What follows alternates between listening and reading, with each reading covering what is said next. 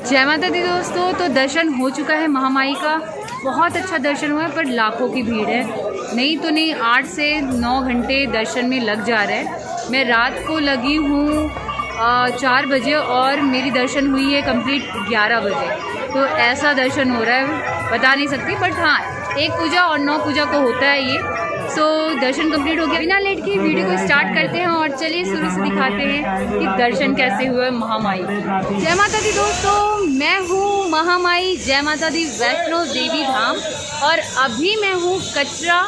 आप देख सकते हैं कि फाउंटेन चौक पे यानी कि फुआरा चौक पे हूँ और अभी हम जाएंगे यात्रा कार्ड लेने और यात्रा कार्ड के बाद फिर चढ़ाई करेंगे। तो सबसे पहले यात्रा कार्ड लेते हैं यानी RFID कार्ड। तो चलिए पहले वहाँ लेंगे और उसके बाद वो कार्ड लेके हम महामाई के दर्शन को निकलेंगे।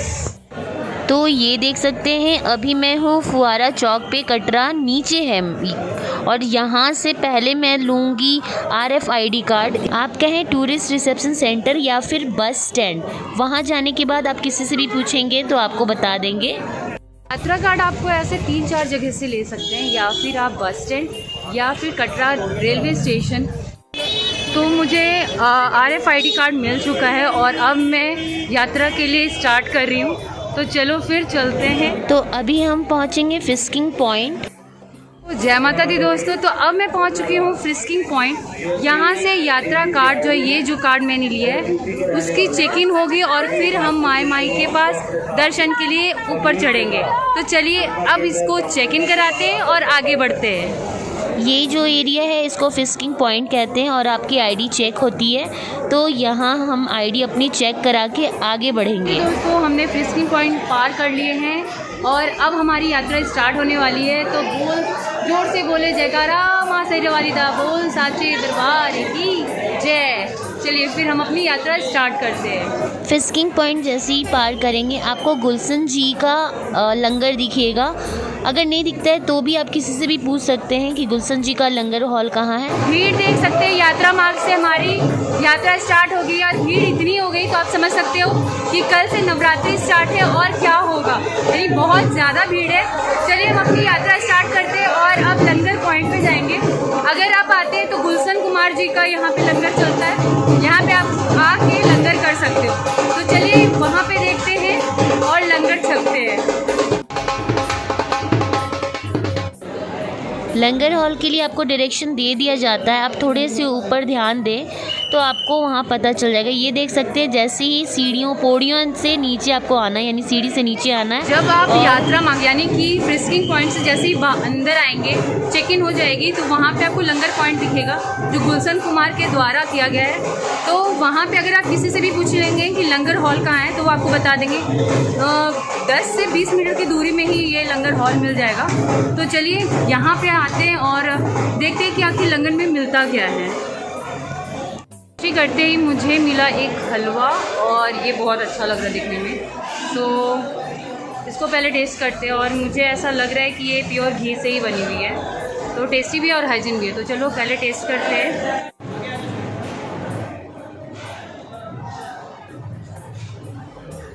यात्रा स्टार्ट करने से पहले आप यहाँ पे लंगर ज़रूर खाएं। ये महामाई का प्रसाद है, तो आप प्रसाद ग्रहण करके ही आगे बढ़ें।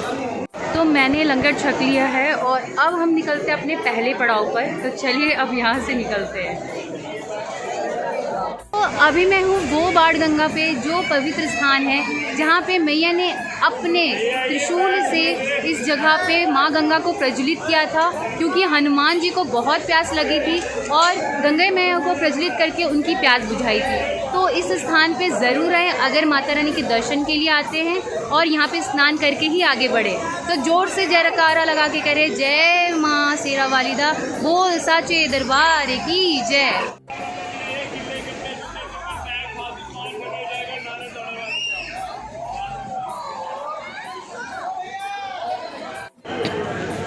अब मैं बाणगंगा से जो ब्रिज वाला था वहाँ से निकल के अब ये बाणगंगा 2 गेट नंबर आ गई हूँ। अगर आप बाथिंग गेट नंबर 2 आते हैं तो यहाँ पे बाणगंगा का भी आप देख पाएंगे और यहाँ पे फ्री मुंडन सेवा है, यानी कि अगर आप अपने बच्चे का मुंडन कराना चाहते हैं तो यहाँ पे फ्री मुंडन सेवा भी है।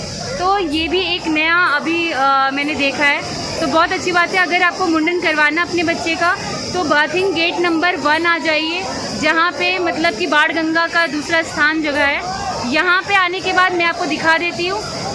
तो ये है बाण गंगा गेट नंबर 2 और ये देख सकते हैं पानी का स्तर बहुत ज़्यादा बढ़ा हुआ है और यहाँ पे मुंडन की जो सेवा है वो बिल्कुल मुफ्त है। साइड में जो है बाथरूम के लिए आपको चेंजिंग रूम भी दे दिया जा रहा है, तो आप निश्चिंत रहें। यहाँ पे अगर स्नान करते हैं तो यहाँ पे चेंज कर सकते हैं। यहाँ पे आप फ्री मुंडन करा सकते हैं। तो चलिए यहाँ से निकलते हैं। और भीड़ देख के तो ये पता चल रहा है कि नवरात्रि में बहुत ज़्यादा और भीड़ होने वाली है। तो चलिए आगे बढ़ते हैं और कुछ आपको बताती हूँ कि इसके बाद का पड़ाव हमारा क्या होगा। तो अभी मैं हूँ प्रथम दर्शन में, यानी चरण पादुका। यहाँ पे हुआ था महामाई रुकी थी और भैरव जी को पीछे मुड़ के देखी थी। जब वो वेट की थी तो उनका चरण यहाँ पे आ गया था, जिसके वजह से इन्हें चरण पादुका कहा जाता है। और तो श्रद्धालु जो है यहाँ पे आके महामाई के चरण को स्पर्श करके अपने आप को पवित्र करके आगे बढ़ते हैं। तो चलिए दर्शन करते हैं और उसके बाद बाहर निकल के और फिर अगले दर्शन को निकलते हैं। तो इसी चीज़ के लिए जयकारा लगाए, जयकारा शेरा वाली दा बोल साचे दरबार की जय। तो चलिए दर्शन करते हैं।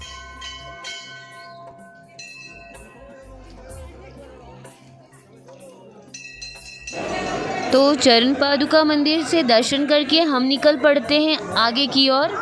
पीछे देख सकते हैं कि मुझे कटरा नीचे दिख रहा है, यानी कि चरण पादुका से जैसे आप ऊपर चढ़ेंगे, यानी कि 10 मीटर की दूरी पर यहाँ पे आपको व्यू पॉइंट आएंगे और यहाँ पे आप देख सकते हैं कटरा। तो ये देख सकते हैं नीचे कटरा है।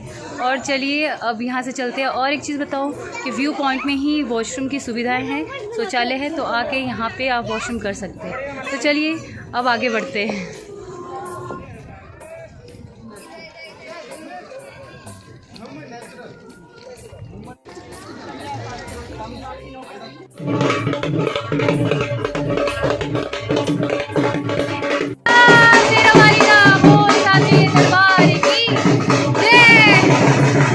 माता वैष्णो देवी साइन बोर्ड की तरफ से अगर आप कुछ भी बुक करते हैं या फिर हो सकता है कि आप पालकी यूज़ करें या फिर खच्चर घोड़े या फिर आप बैटरी कार, तो इसकी रेट यहाँ पे दे दी गई है, आप देख सकते हैं। और आपको जब आप चढ़ाई करते हैं वहाँ भी है साइन बोर्ड, और बीच में जब आ जाते हैं यानी अर्धकुमारी या फिर हिमकोटी के रास्ते आना चाहते तो उस जगह पे भी आपको ये काउंटर दिख जाएगा। तो अगर आप वहाँ से आ रहे हैं और नीचे की कटरा की ओर जाएंगे तो यहाँ से बुक करा के आप नीचे जा सकते हैं। तो चलिए ये तो जानकारी मैं आपको दे चुकी हूँ, आगे बढ़ते हैं और कुछ नई जानकारी देते हैं। तो देखते देखते हम पहुँच जाते हैं हिमकोटी और अर्धकुमारी के रास्ते। यहाँ से अर्धकुमारी और हिमकोटी अलग अलग रास्ता हो जाता है। देख सकते हैं मेरे राइट हैंड साइड से मैं कटरा से ऊपर आई हूँ और मेरे लेफ़्ट हैंड साइड में अर्धकुमारी जाने का रास्ता है। तो और जिस साइड में खड़ी हूँ उस साइड हिमकोटी है। तो अब मैं आपको बताती हूँ साइन बोर्ड से कि ये रास्ता कैसे जाते हैं। तो देखिए यहाँ पे देख सकते हैं कि यहाँ पे है कि अगर आप अर्धकुमारी जाते हैं तो 6.5 किलोमीटर जाने के बाद आप माता रानी के भवन पहुँच पाएंगे, और अगर हिमकोटी की तरफ से जाते हैं तो 5.5 किलोमीटर में ही माता का भवन मिल जाएगा। तो मैं जाऊँगी हिमकोटी के साइड से। तो चलिए फिर चलते हैं और ज़ोर से जयकारा लगा के कहते हैं, जयकारा शेरा वाली दा बोल साचे दरबार की जय। अर्धकुमारी को ना चूज़ करके अगर आप हिमकोटी मार्ग चूज़ करते हैं, यानी माता वैष्णो देवी मार्ग चूज़ करते हैं, तो आपको 5 से 5.5 किलोमीटर माता वैष्णो देवी का मंदिर आ जाएगा। और अगर आप अर्धकुमारी से जाना चाहते हैं तो वहाँ से 6.5 किलोमीटर पड़ेगी। तो अभी हम चेक पॉइंट से चेक करा के अब मैं आगे बढ़ चुकी हूँ और माता वैष्णो देवी मंदिर धाम के लिए। तो चलिए इसी साथ मैं जयकारा लगा के कहती हूँ कि जय माता दी। तो ये रहा इमरजेंसी नंबर, पॉज करके ये नंबर नोट डाउन कर ले। अगर चलते चलते कोई भी प्रॉब्लम आपको होती है तो आप इस नंबर पे कॉल कर सकते हैं। और फिर आगे जैसे ही हम बढ़े थे मुझे हिरन दिख गई थी, वो बहुत प्यार से ग्रीन घास खा रही थी, तो बहुत अच्छा लग रहा था। मुझे लगा कि आप लोगों तक शेयर करना चाहिए। चलिए जयकारा लगाते हैं, जयकारा शेरा वालिदा बोल साचे दरबार की जय।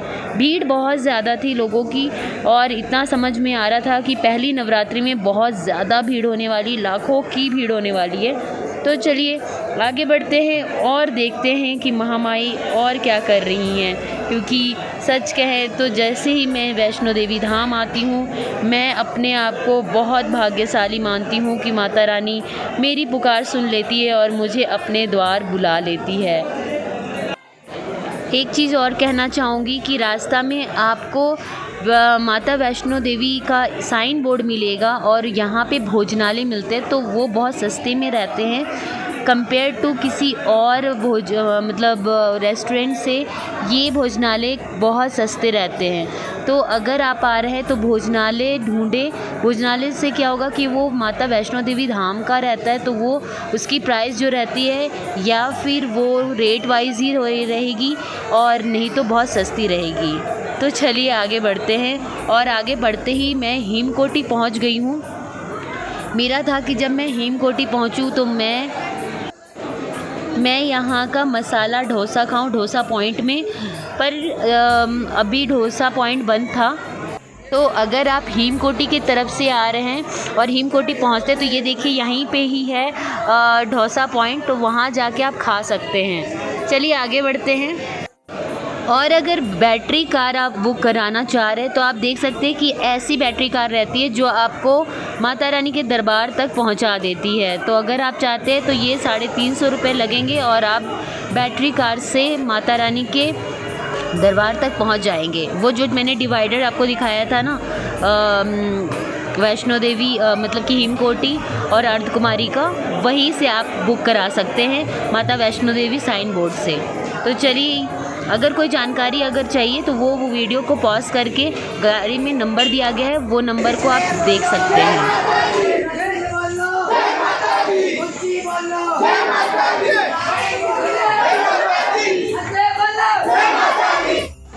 यात्रा मार्ग में आपको बंदर दिख जाएंगे, तो अपनी खाने की सामान हो या फिर आपका छोटा पर्स हो, ये सब पे थोड़ा केयर करें, नहीं तो होगा क्या कि आप रख दिए या फिर खाने का सामान ऐसे रख दिए तो वो उठा के ले जा सकती है। तो ये थोड़ा सा मैं आपको बताना चाहूँगी। और देखते ही देखते मैं महामाई के मंदिर यानी कि भवन तक कब पहुंच गई पता ही नहीं चल रहा है। अभी दोपहर के बज रहे हैं 4:30 और मैं माता रानी से 1 किलोमीटर की दूरी पर हूं और मुझे ऐसा लग रहा था कि बस अब मुझे दूर ना करो, मुझे जल्दी आना है। और वैसे ही करते करते मैं दरबार तक पहुंच जाती हूं। और ये देख सकते हैं कितना सुंदर भवन लग रहा है। रोपवे भी आपको दिख ही रहा होगा और मैं भवन दिखाती हूं कि भवन कैसा लग रहा है। तो ये देख सकते हैं भवन कितना खूबसूरत लग रहा है और मैं कितनी भाग्यशाली हूँ कि इस नवरात्रि भी पहली नवरात्रि को मैं माता रानी के दर्शन करूँगी। कि पहली झलक देख के सच कहूँ तो मेरे को बटरफ्लाई स्टार्ट हो जाता, क्योंकि ये मेरे लाइफ का और मेरी ज़िंदगी का फेवरेट प्लेस है। और आज फिर से नवरात्रि में मैं यहाँ पहुँच चुकी हूँ और ये वीडियो मैं हमेशा आप लोगों के साथ साझा करती हूँ कि हर नवरात्रि को मैं ये वीडियो लाती हूँ। और नवरात्रि कल से स्टार्ट है, बहुत ज़्यादा खुशी हो रही है, बहुत ज़्यादा खुशियाँ मिल रही है।